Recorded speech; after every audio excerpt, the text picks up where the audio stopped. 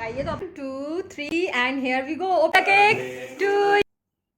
सबसे पहले आप सभी को प्यार भरा राधे राधे। आज की कहानी थोड़ी अलग है। आज जो आप देखते हो शालू को, यूट्यूबर शालू को, बट आज मैं बात करूंगी एक 22 साल की लड़की जब पहली बार माँ बनी, मुझे माँ बनने का सौभाग्य प्राप्त हुआ। छोटी सी उम्र में सोचती थी कि अपने बच्चों को कैसे बड़ा करूँगी। आज मैंने पहना है ब्लू। समर में ऐसे कलर बहुत ज़्यादा अच्छे लगते हैं। स्कर्ट मेरी खुद की बनाई हुई है, टॉप भी मेरा खुद का बनाया हुआ है। एक्चुअली पहले ये कुर्ता था जिसको मैंने कन्वर्ट करा था इस तरीके से पेप्लम टॉप में। तो अगर आप इसके वीडियो देखना चाहते हो कि कैसे एक अनारकली को इस तरीके की कुर्ता में कन्वर्ट कर सकते हो तो ऐड स्क्रीन में मैं लगा दूंगी, आप चेक कर सकते हो। बट बहुत ज़्यादा अच्छा लग रहा है। एंड मैंने अभी शावर लिया है, अभी 1 बज रहे हैं। बिना किसी की मदद के जब मैं माँ बनी थी तो मैंने बहुत मुश्किल से अपने बच्ची को बड़ा किया है। Hello friends, welcome back to the channel. कैसे हैं आप सब? आशा करती हूँ सारे फ्रेंड बहुत ज़्यादा अच्छे होंगे, स्वस्थ मस्त हंसते मुस्कुराते हुए होंगे। ऐसे काम ज़्यादा रहते ना तो मैं पवन को बोल देती हूँ कि आप पूजा कर देना, उसके बाद मैं आराम से अपना काम निपटा के फिर मैं शावर लेती हूँ। तो आज मेरे लिए मतलब आज का दिन और कल का दिन बहुत ज़्यादा स्पेशल है क्योंकि कल है 14 मई।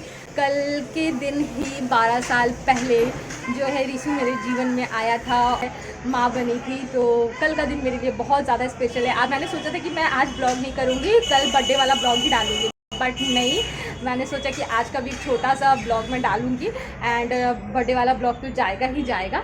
सो अभी मुझे सबसे पहले अपना नेल पेंट हटाना है एंड मदर्स डे वाला ब्लॉग शायद मैं इस ब्लॉग के बाद डालूँ या पहले डालूँ, बट मदर्स डे भी बहुत स्पेशल फील कराया मेरे बच्चों ने मुझे। ऋषु जब पैदा हुआ और अरुण जब पैदा हुआ, दोनों के पैदा होने की एक्सपीरियंस बिल्कुल अलग अलग है। ऋषु को जब मैंने पहली बार अपने हाथों में लिया, ऐसा लगता था कि नन्ही सी जान को कैसे बिना किसी की मदद के मैं बड़ा कर पाऊंगी, क्योंकि दोनों ही बच्चे मेरे सी सेक्शन से हुए थे। तो मेरी बॉडी उस वक्त बहुत जल्दी रिकवर भी नहीं कर पाई क्योंकि उम्र भी मेरी काफ़ी कम थी और उस वक्त मैं एक ऐसी बीमारी से जूझ रही थी जिसकी वजह से मुझे कंसीव करने में भी काफ़ी ज़्यादा परेशानी हुई थी। बट कहते हैं ना, भगवान आपका साथ ज़रूर देते हैं।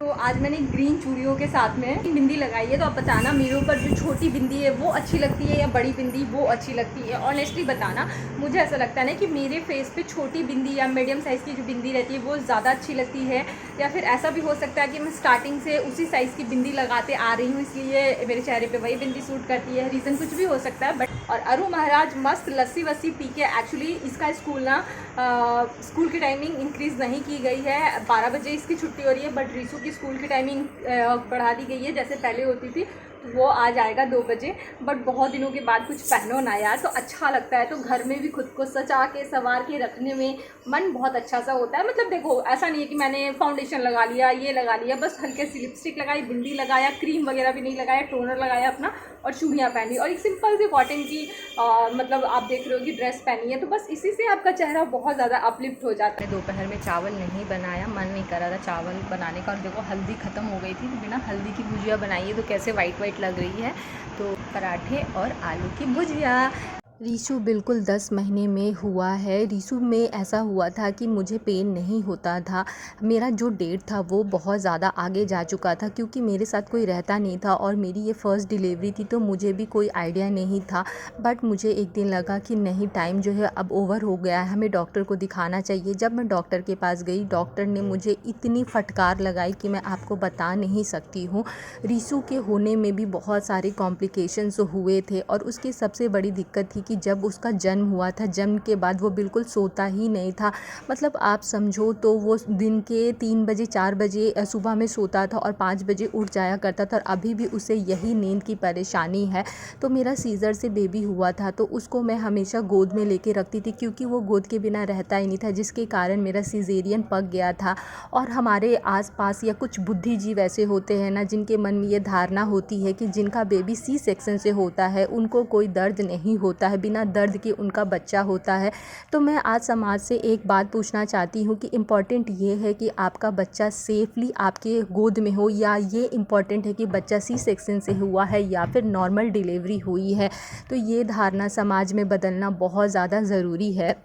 जो लोग भी मुझसे क्वेश्चन करते हैं ना, मैं उनको कोई रिप्लाई नहीं देना चाहती हूँ, लेकिन मुझे पता है कि मैंने बहुत बखूबी अपने दोनों बच्चों को बड़ा किया है। अकेले प्राउडली मैं बोल सकती हूँ कि अकेले मैंने बड़ा किया है। एक ऐसा समय था ना कि मैंने एक बार मतलब रीशु बिल्कुल नीचे नहीं रहता था, तो झूले में मैंने थाली में होल करके एक चम्मच को लगा के रखा था। उसको झूले में डाल के रस्सी को अपने हाथों में लेके उस रस्सी को मैं हिलाती थी, तब वो चम्मच जाके मतलब आवाज़ करती थी। उसके बाद में मैं खाना बनाया करती थी। तो ये सारे स्ट्रगल शायद मेरे किसी ने नहीं देखे। किसी पे उंगली उठाना बहुत आसान होता है, लेकिन उसके स्ट्रगल को जानने की कोशिश करना उतना ही मुश्किल होता है। वगैरह सब कुछ तो हम कल कट करेंगे। मैं बहुत ज़्यादा एक्साइटेड हूँ, बहुत ज़्यादा एक्साइटेड हूँ। एक्चुअली क्या होता है ना कि जब बस से रीशु छोटा था ना, तब से वी आर लाइक कि हम उसका बर्थडे घर में सेलिब्रेट करते थे, बट थोड़ा सा जैसे उम्र हो गया, पिछले आई थिंक 4 साल से हम ना बर्थडे बाहर ही सेलिब्रेट करते हैं। अगर आपने पिछले बर्थडे ब्लॉग्स देखे होंगे तो मैं आपको प्रोवाइड कर दूँगी, जो प्लेलिस्ट है ना उसमें आप चेक कर सकते हो। रीशु जब 2-2.5 साल का भी हो गया था, फिर भी वो बहुत लेट बोलना उसने स्टार्ट करा था। वो सिर्फ मम्मी और पापा यही 2 शब्द बोलता था, या मम्मा। प्लान था कि हम एक रेस्टोरेंट में जाएंगे, बट हुआ क्या कि उसका मन था कि अब वो थोड़ा बड़ा हो गया कि उसके दोस्त वगैरह आए, तो उसने बोला था कि मम्मा मुझे सेलिब्रेट करना है घर पे। तो मैंने बोला ठीक है, आप अपने दोस्तों को बुला लीजिए, जितना भी हो पाएगा, मतलब जो भी रेसिपी वगैरह तुम बोलोगे मैं वो बना दूँगी। तो बस अभी तक यही है। तो अभी मैं गई थी, पवन जो है बच्चों के साथ केक लेने के लिए गए। उसके लेट बोलने की वजह से बहुत लोग ये बोला करते थे इनडायरेक्टली कि आपके बच्चे को कोई प्रॉब्लम तो नहीं, आप अच्छे से बच्चे के डॉक्टर को उसको दिखाइए। Black and yellow mustard, cumin seed, जीरा, पॉपी सीड, पोस्तो या खसखस, लहसुन और हरी मिर्च, इन सब का एक फाइन पेस्ट बना लेंगे। उसको तो मैं भी बहुत परेशान हो जाया करती थी, क्या सच में ऐसा है? कैंडल दिख रहे हो ना, 3 जगह 3 दुकान में मैंने पूछा, तीनों की क्वालिटी सेम है, बट प्राइस तीनों की अलग अलग है। फाइनली मैं ये 15 रुपीज़ में लेकर आई। एक दुकान में मैंने पूछा तो भैया ने बोला 30 रुपीज़। एक दुकान में मैंने पूछा तो मुझे 30 रुपीज़ सुन के ऐसा लगा कि भैया, क्योंकि ये देखो पहले भी मैंने खरीदी हुई है, ठीक है प्राइजेस इंक्रीज होते बट इतने नहीं। फिर एक जगह मैंने पूछा तो उन्होंने बोला 25। फिर भी मुझे ज़्यादा लगा, क्योंकि देखो कुछ चीज़ों की नॉलेज आपको होती है जिस लोकेलिटी में आप रहते हो।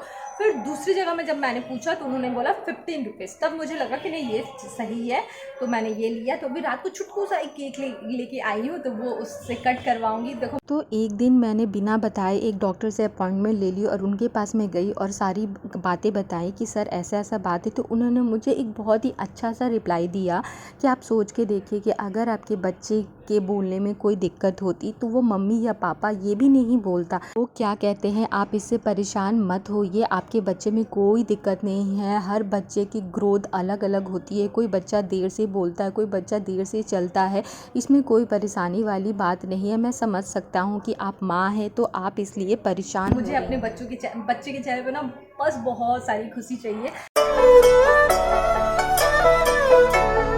इसके पापा कुछ सामान भेजे हैं, मैंने बोला था उनको कि बर्थडे का कुछ डेकोरेशन का सामान मुझे चाहिए था, तो बर्थडे बॉय खुद जो है अपने डेकोरेशन का सामान लेके आया हुआ है। तो देखूंगी अभी इसमें क्या क्या है। चलिए, तो मैं अपने बच्चों के कदमों में सारी जहान की खुशियाँ बिछा दूँ। और सिर्फ मेरा नहीं, हर माँ यही चाहती है। मेहनत कर रही हो ना, सिर्फ उन लोगों के कारण कर रही हूँ। यस, मुझे है कि मेरी एक आइडेंटिफिकेशन हो, लेकिन मैंने बचपन से बहुत सारी चीज़ों के लिए स्ट्रगल करा है। मतलब बहुत सारी चीज़ों को गिव अप करा है कि पैसे उतने ज़्यादा नहीं थे पापा के पास में। लेकिन मैं ये चाहती हूँ ना कि मेरे बच्चे स्टडी में अच्छे हैं, टचवुड, मतलब कभी मुझे चिल्लाना नहीं होता उन लोगों के ऊपर कि आप पढ़ो पढ़ो पढ़ो। तो उनका करियर जो भी वो चूज़ करे, बिना सोचे समझे, मैं और पवन दोनों मिलके उनके करियर को एक अच्छे मतलब एक आकार दे पाए, वो जो करने का मन है उसको सपोर्ट कर पाए। तो प्लीज़ आपको भी अगर शाम की मेहनत दिख रही हो, आप मुझसे कनेक्टेड फील कर पा रहे हो। देखो, मैं मानती हूँ कि आपको यूट्यूब पे बहुत सारे लोगों के ब्लॉग देखते हो, इवन मैं भी सबके हर एक ब्लॉगर से या हर एक यूट्यूबर से कनेक्टेड नहीं फील कर पाती हूँ। लेकिन आप अगर कनेक्टेड फील करते हो और चैनल को सब्सक्राइब नहीं किया, अभी तक सिर्फ वीडियो देख रही है, तो प्लीज़ चैनल को सब्सक्राइब करिए। यारू के स्कूल के लिए कुछ प्रिंट आउट चाहिए था, तो उसने निकलवाया है एक डेकोरेशन आइटम। और यहाँ पे है टॉफ़ी, और ये स्पार्कल वाला है, और ये क्या है, ये होता है ना नंबरिंग वाला। विशु 2 इयर्स का हो रहा है, तो ये 2 इयर्स का लगेगा, 1 हटा देंगे और 2 इयर्स का होगा। तो यहाँ पे भी बलून है, बस यही सब डेकोरेशन आइटम है, और केक वगैरह कल आएगा। बस 7 8 मिनट बाकी हैं रीशू के बर्थडे में, मतलब 12 बजने में। तो अब कल तो मैंने जैसे पहले भी बताया कि केक वगैरह आएगा, और अभी मैंने एक वीडियो शूट करा है कुमकुम बिंदी लगाने का, एक बहुत ही धांसू हैक आप लोगों से शेयर करूँगी अपने फैशन चैनल पर, तो देखना ज़रूर। तो सबसे पहले इसको रखती हूँ यहाँ, और मुझे देखिए मैं गई हुई थी अपने बच्चे को भेजा था, तो उसको जो समझ में आया अरु लेके आया है ये केक। रीशू के जन्म को लेके इतना कुछ है आप लोगों से बताने का कि शायद ये एक वीडियो कम पड़ जाए। मैं पर्टिकुलर एक वीडियो में अपने इमोशंस ज़रूर आप लोगों से शेयर करूँगी कि मैं किसी की बातों को उतना मन में रखती नहीं हूँ, लेकिन कभी कभी कुछ बातें आपको इतना ट्रिगर कर जाती है ना कि लाइफ में आपको वो हमेशा के लिए याद रह जाती है। क्योंकि मैं चाहती हूँ ना कि मुझे दुखी करना किसी के लिए इतना आसान नहीं हो। 1 2 3 and here we go, open your eyes. Happy birthday Rishu. चलो पहले कैंडल जलाओ।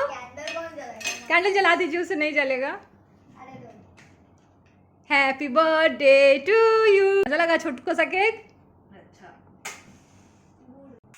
हैप्पी बर्थडे, चलो cut the cake to you. Happy birthday to you.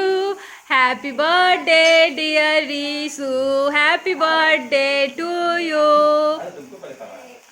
चलो माता रानी बहुत बहुत खुश रखे। चलो भैया को भी खिलाओ तुम अरु।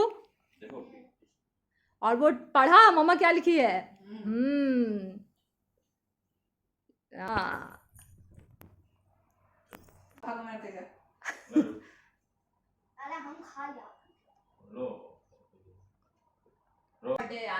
ये लीफ खा लिया, बोले डाला था। Happy birthday birthday boy. अच्छा अरु को ये खाना है क्या? बारे बार भैया का बर्थडे, लेकिन मनमानी इसी का चल रहा है। तुमको भी हैप्पी बर्थडे। पहले सब साफ करें। बस हो गया। चलो अब बड़ा बड़ा सरप्राइज कल मिलेगा।